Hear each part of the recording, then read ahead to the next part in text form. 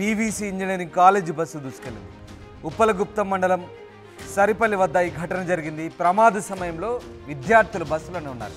ఎవరికి ఏమీ కాకపోవడంతో పెను ప్రమాదం తప్పింది. కాలేజీ విద్యార్థులను ఇంటి దగ్గర దింపేందుకు వెళ్తుండగా ఈ ప్రమాదం జరిగింది. తరచుకు బీవీసీ ఇంజనీరింగ్ కాలేజీ బస్సులు ప్రమాదానికి గురవుతున్నాయి. గతంలోనూ రన్నింగ్లో ఉండగా బస్సు టైర్లు ఊడాయి. మరో చోట బస్సులో మంటలు చెలరేగాయి. ఇలా తరచూ ప్రమాదాలు జరుగుతున్న ఆర్టీఓ అధికారులు పట్టించుకోవడం లేదని విమర్శలు అయితే వస్తున్నాయి. ఈ నేపథ్యంలో తాజాగా కాలేజీ బస్సు బోల్తా పడిన ఘటన సంచలనం రేపుతోంది, కలకలం రేపింది. అయితే ఆ సమయంలో విద్యార్థులంతా కూడా బస్సులోనే ఉన్నట్టుగా తెలుస్తోంది. స్టీరింగ్ ఫెయిల్ అవడంతో బస్సు పల్టీలు కొట్టింది, కాలువలోకి తీసుకెళ్ళింది బీవీసీ ఇంజనీరింగ్ కాలేజీ బస్సు. అయితే విద్యార్థులకి స్వల్ప గాయాలతో బయటపడ్డట్టుగా తెలుస్తోంది. ఉప్పలగుప్తం మండలం సరిపల్లి వద్ద ఈ ఘటన జరిగింది. ప్రమాద సమయంలో విద్యార్థులంతా బస్సులోనే ఉన్నారు. ఎవరికి ఏమీ కాకపోవడంతో పెను ప్రమాదం అయితే తప్పింది. కాలేజీ విద్యార్థులను ఇంటి దగ్గర దింపేందుకు వెళ్తుండగా ఈ ప్రమాదం జరిగింది. తరచూ ఆ ఇంజనీరింగ్ కాలేజీ చెందిన బస్సులు ప్రమాదాలకు గురవుతున్నాయి. ఒకసారి రన్నింగ్లో బస్సు టైర్లు ఊడాయి, మరో చోట్ల బస్సులో మంటలు చెలరేగాయి.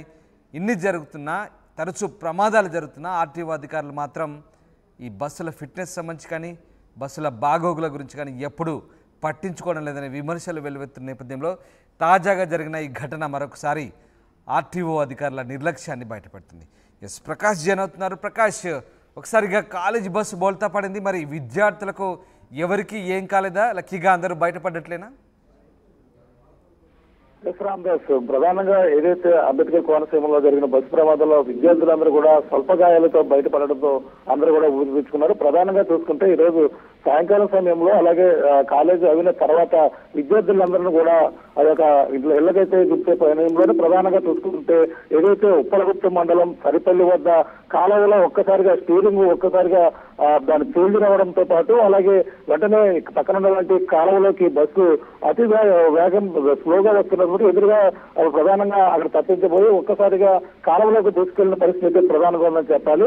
అంటే ప్రధానంగా చూసుకుంటే స్టీరింగ్ ఫెయిల్ అవడంతోనే ఈ యొక్క ప్రమాదం సంభవించినట్టుగా డ్రైవర్ అయితే చెప్పుతున్న పరిస్థితి ప్రధానంగా ఉంది. మొత్తం అందులో బస్సులు ప్రమాదం జరిగిన సమయంలో పక్కనే పంట కాలం ఏదైతే ఉందో పంట కాలంలో ఒక్కసారిగా పడడంతోనే అక్కడ ఉన్నటువంటి అందులో విద్యార్థులు ఒక్కసారిగా అందులోంచి బయటకు రావడం ఒకటనే అందులో కొంతమంది విద్యార్థులకైతే స్వల్ప గాయాలతో బయటపడినట్టు పరిస్థితి ప్రధానం ఉంది.